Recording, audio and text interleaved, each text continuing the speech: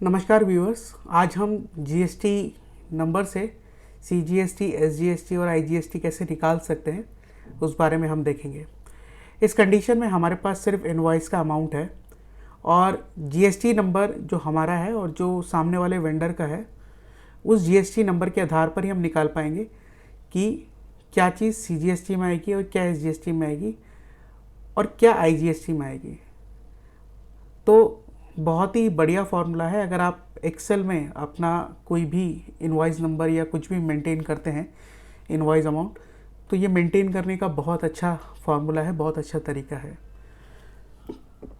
तो देखिए, सबसे पहले हम सीजीएसटी का फार्मूला लगाएंगे जो कि है if and then bracket open left formula जो है, यानी कि उल्टी वैल्यू को कंसिडर करने के लिए किया जाता है जो लेफ़्ट से राइट शुरू होती है।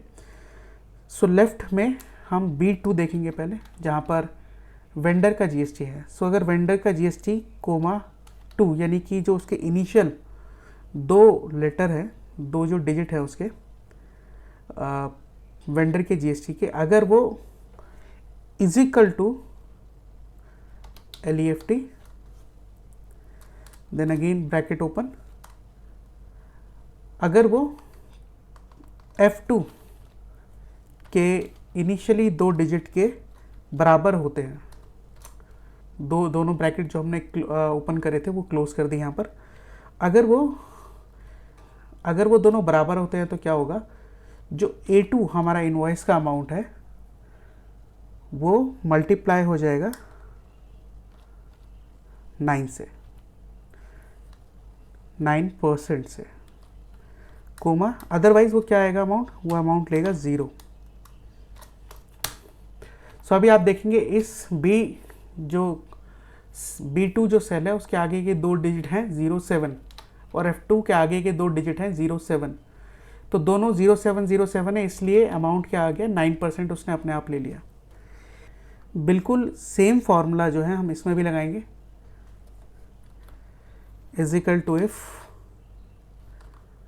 Bracket open and then again bracket open left, then again bracket open B2 comma 2, then bracket close, is equal to left F2 comma 2,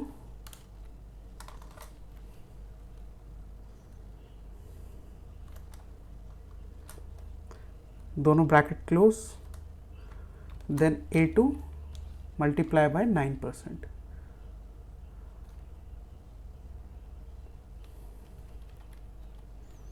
coma 2 multiply by 9%, comma otherwise 0। तो देखिए यहाँ पर भी आ गया। लेकिन आईजीएसटी में क्या फार्मूला लगेगा, आईजीएसटी में थोड़ा सा फार्मूला थोड़ा सा हटेगा, थोड़ा सा बहुत, is equal to if and then bracket open left, then bracket open B2 comma 2, पहली 2 वैल्यूज़ के लेंगे हम, then bracket close, is equal to left bracket open F2 comma 2, दोनों ब्रैकेट क्लोज, कोमा, यहाँ पर देखिए पहले हम 0 लेंगे कि अगर वो इज इक्वल टू है तो 0 आएगा, अदरवाइज उसको क्या लेगा, अदरवाइज वो लेगा A2 को मल्टीप्लाई बाय 18, क्योंकि आईजीएसटी हमारा 18% अगर लगता है तो 18 में लेंगे, अगर 12 लगता है तो 12 लेंगे, जितना भी हमारी कंपनी के हिसाब से आईजीएसटी और एसजीएसटी या सीजीएसटी लगता है। तो देखिए यहाँ पर 0 आ गया, क्यों, क्योंकि ये दोनों सेम है। लेकिन अब मान लीजिए कि हम इस फॉर्मूले को सभी जगह कॉपी कर लेते हैं, तो देखिए अपने आप क्या हुआ, जहाँ पर दोनों जीएसटी मैच नहीं करते या तो वहाँ पर अपने आप ही वो वैल्यू जो है आईजीएसटी में ले लेगा, और जहाँ पर दोनों इनिशियल के जो 2 डिजिट है वो मैच करते हैं तो वो क्या करेगा, उस वैल्यू को वो एसजीएसटी और सीजीएसटी में लेगा। तो वाकई बहुत अच्छा फार्मूला है, क्योंकि अगर आप कई वेंडर्स के इनवॉइस रेज करते हैं, आपकी कंपनी में ऐसा है, तो आप इसी फॉर्मूले के ज़रिए क्या कर सकते हैं, अपनी कई सारे प्रॉब्लम्स को सॉल्व कर सकते हैं। और आपको सिर्फ क्या एंट्री करनी होगी, आपका जीएसटी नंबर तो यहाँ पर सेम रहेगा, आपको बस वेंडर का जीएसटी ऐड करना है और इनवॉइस अमाउंट मेंशन करना है। अब मान लीजिए मैं आपको एक प्रैक्टिकल करके दिखाता हूँ।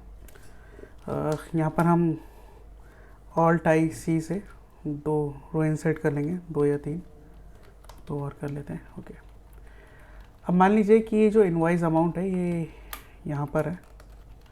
ये कैसे आप बना सकते हैं, बहुत अच्छा तरीका है, आप अपने बिज़नेस के लिए भी इसको इस्तेमाल कर सकते हैं। यहाँ पर डेट दे देते हैं और आज डेट है आपकी 17 मई।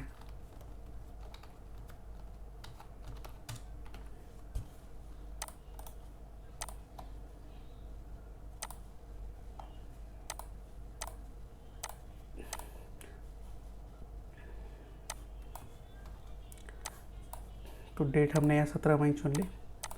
अब मान लीजिए माफ़ कीजिएगा 2024 17 मई।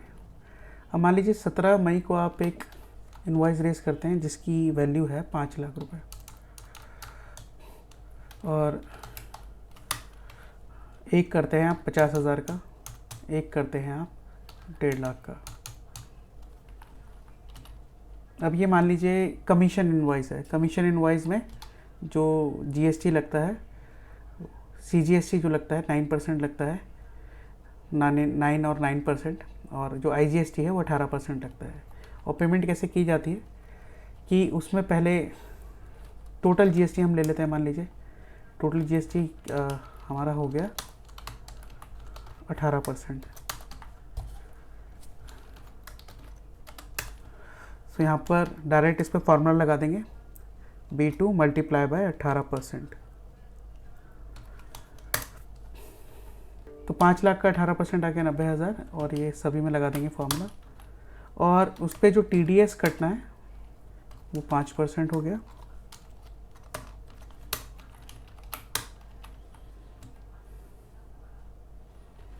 और इन 2 चीज़ों को हम डिलीट कर देंगे। और एक्चुअल जो अमाउंट ट्रांसफ़र करना है, एक्चुअल अमाउंट जो ट्रांसफ़र करना है वो इनवॉइस अमाउंट प्लस जीएसटी और माइनस TDS। तो यहाँ पर जो TDS हमने काटा है वो एक्चुअल इनवॉइस पर काटा है, और जीएसटी जो है एक्चुअल इनवॉइस अमाउंट पे लिया है। अब इस तरीके से मान लीजिए ये वैल्यू है, और आपको इनवॉइस रेस करना है। 18 मई पे हम आ जाते हैं और 18 मई को एक इनवॉइस रेस करते हैं, और वो इनवॉइस रेस करना है हमें 25,000 रुपये का इनवॉइस रेस करना है। तो ये जितनी भी वैल्यूज़ हैं इसको आप ऐसा सिर्फ फार्मूले को पेस्ट कर दीजिए, और यहाँ पर मान लीजिए आप वेंडर का जीएसटी लिख देते हैं, ऐसा ही कुछ चेंज कर देते हैं, ये इसका जीएसटी हम लिख देते हैं। तो हमें जस्ट क्या करना होगा, इस लेटर नंबर अमाइस में जस्ट एक इनवॉइस अमाउंट डालना होगा, और देखिए जीएसटी टोटल आ गया, TDS अपने आप आ गया, कितना अमाउंट उसके अकाउंट में हमें ट्रांसफ़र करना है वो आ गया, और फार्मूले में देखिए अपने आप IGST रख कर आ गया। ठीक उसी तरीके से मान लीजिए आप एक और कोई जीएसटी नंबर चेंज कर लेते हैं, जिसके जो दिल्ली का जीएसटी है, और 18 तारीख में ही उसको रेस करते हैं, वो हमने 75,000 रुपये का रेस करा। तो इस तरीके से अपने आप देखिए क्या सारी की सारी वैल्यू आ गई, और CGST और SGST भी आ गया। और एंड में हम क्या करेंगे, मंथ एंड में अगर हम जाना है और हम देखेंगे कि इस महीने में हमने कितने इनवॉइस रेस करे, कितना IGST रेस करा, कितना GST रेस करा, SGST रेस करा। तो देखिए सारा इसका टोटल अगर हम करते हैं तो ये अपने आप आ जाएगा। तो देखिए इसको अगर हम टोटल करने पे जाएंगे तो पूरे महीने की डिटेल हमें निकल आएगी कि हमने इतने इनवॉइस रेस करे, उस पर टोटल इतना GST भरना है, जिसमें TDS इतना भरना है, एक्चुअल कितना हमने ट्रांसफ़र करा अमाउंट, और एंड में जाके गवर्नमेंट को हमें कितना CGST, SGST और IGST डिपॉजिट करना है। तो देखिए वाकई बहुत अच्छा तरीका है। इस तरीके से अगर हम अपना MIS मेंटेन करेंगे तो सच में आप आपकी डिटेल्स को एक्यूरेट बना पाएंगे। सो धन्यवाद दोस्तों मेरे इस वीडियो को देखने के लिए। आप सभी से रिक्वेस्ट है कि आप मेरे चैनल को प्लीज़ सब्सक्राइब कीजिए, शेयर कीजिए, लाइक कीजिए, कमेंट कीजिए, ताकि मुझे और मोटिवेशन मिल सके इस तरह के और वीडियो बनाने के लिए। धन्यवाद।